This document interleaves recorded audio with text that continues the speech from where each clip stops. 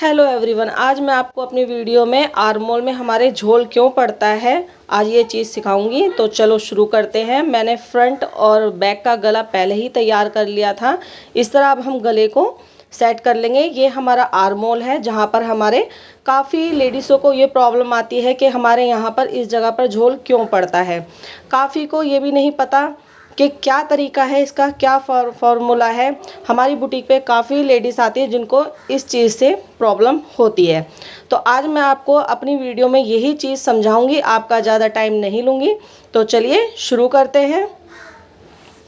सबसे पहले हमने सेंटर बनाकर 10.5 इंच पर निशान लगाना है और फिर 9.5 इंच पर निशान लगाना है, क्योंकि हमारा जो चेस्ट है वो हमारी 21 थी तो उसका आधा लिया हमने 10.5, और चेस्ट के ऊपर हमारे आर्मोल के पास 19 था तो उसमें हमने लिया 9.5 इंच लगाने के बाद दूसरी साइड भी हम 10.5 इंच पर निशान लगाएंगे और फिर इसके बाद हम 9.5 इंच पर निशान लगाएंगे।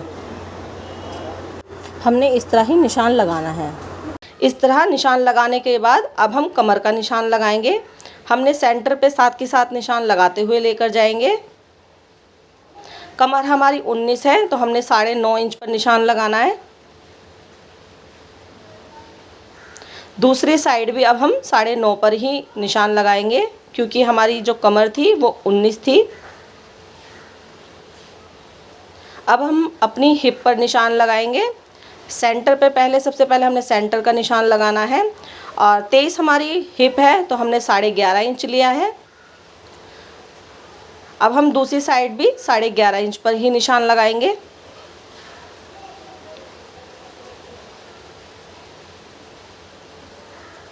इस तरह निशान लगाने के बाद कमर और हिप पर हम अपना स्केल या इंच टेप को रखकर तिरछा इस तरह, और यहाँ पर भी अब हम सीधा निशान लगा देंगे।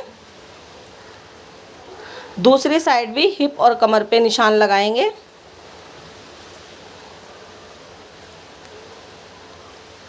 अब हमारा कमर और चेस्ट यहाँ पर निशान लगाएंगे।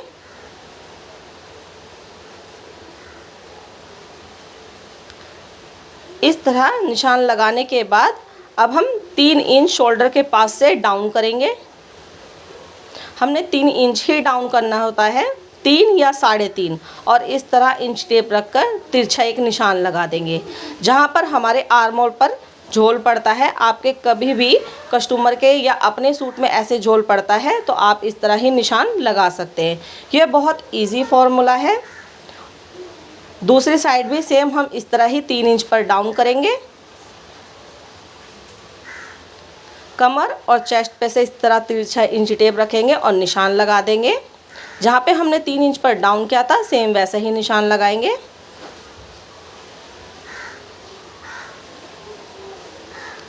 इस तरह निशान लगाने के बाद अब हम जो हमने 3 इंच पे डाउन करके हमने निशान लगाया था उस पर ही हम सिलाई लगाते हुए लेकर जाएंगे। ये उनके झोल पड़ता है जिनकी चेस्ट भारी होती है और जो आर्मोल कम होते हैं और बाजू की गोलाई जिनकी कम होती है, ये उनके सबसे ज़्यादा प्रॉब्लम आती है।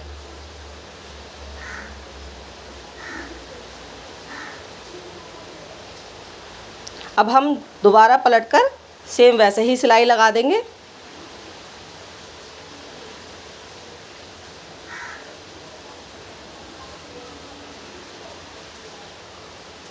जैसे जैसे हमने निशान लगाया था उसी पर हम सिलाई को लगाते हुए लेकर जाएंगे।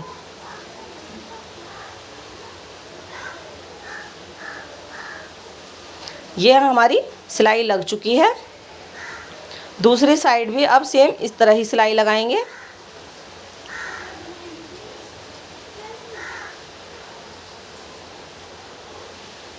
अगर आपको कोई भी प्रॉब्लम आए तो प्लीज़ कमेंट करके ज़रूर पूछें। अगर आपको इस तरह का नाप नहीं लेना आता तो आप मुझे कमेंट करके बता सकते हैं, तो मैं दूसरी वीडियो आपको अपने नाप किस तरह लेते हैं वो बनाकर डालूँगी।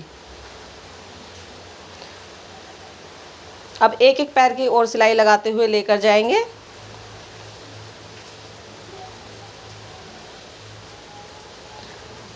अब ये हमारी सिलाई लग चुकी है। अब हमने ये देखना है कि हमारा यहाँ पर झोल आता है या नहीं। नॉर्मल ही आर्म होल जो है हम पहले नाप लेंगे कि हमारा इसका आर्म होल कितना है। तो इस तरह हमारा आर्म होल 8 इंच आया है, 8 माने 16 इंच। और अगर हम निशान के जो हमने पहले ही 21 इंच का निशान लगाया था वहाँ से इंच टेप को नाप के देखते हैं, ये तो हमारा 19 इंच आर्म होल आ रहा है।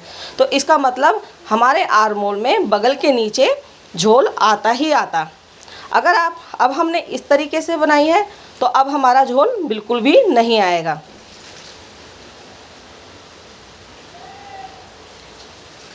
तो अब हम बाजू को चढ़ा के आपको बताते हैं कि बाजू हमने किस तरह अटैच करनी है। तो ये हमारा 16 इंच था, तो अब हम 16 इंच के ही हिसाब से जो हमारी बाजू होगी तो हम उधर भी अब हम 16 इंच पर ही निशान लगाएंगे। ये बाजू हमने पहले ही तैयार कर दी थी। गोलाई हमारी 12 इंच थी तो उसका हाफ लिया 6 इंच। आर्म होल हमारा 16 था, उसका आधा किया तो हमारा हो गया 16 इंच। अगर हम 19 पे 19.5 पे निशान लगाते 9.5 पर तो हमारा यहाँ पे झोल आ जाता। तो हमारा देखिए कितना कम हो गया यहाँ पे। तो यहाँ पे हमारा 8 इंच आया है। तो अब हम यहाँ पे सिलाई लगा देंगे।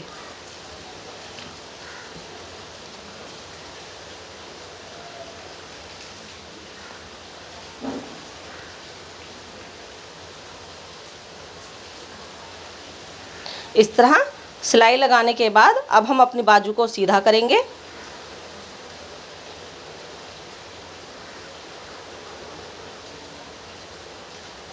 अब हम सूट को लेंगे, सूट को हमने उल्टा ही रहने देना है और बाजू को अंदर डाल के एक एक पैर की या दो दो पैर की सिलाई लगाते हुए लेकर जाएंगे। पहले अपना सूट का कपड़ा जो साइड में होता है उसको फोल्ड कर देंगे, फिर बाजू का कपड़ा हम फोल्ड करेंगे, अंदर की साइड मोड़ेंगे और इस तरह दो दो पैर की सिलाई लगाते हुए लेकर जाएंगे।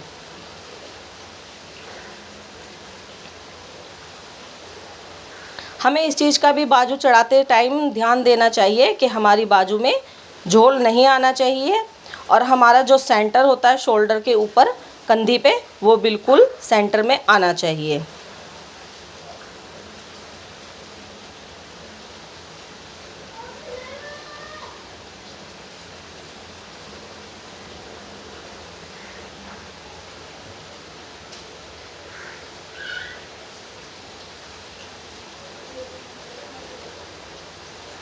अब ये हमारी बाजू जुड़ चुकी है, तो अब हम इसको सीधा करके आपको दिखाते हैं।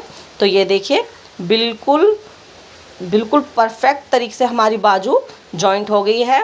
अब हम अपनी बाजू को देखेंगे कि हमारी बाजू में कोई खिंचाव तो नहीं आ रहा है।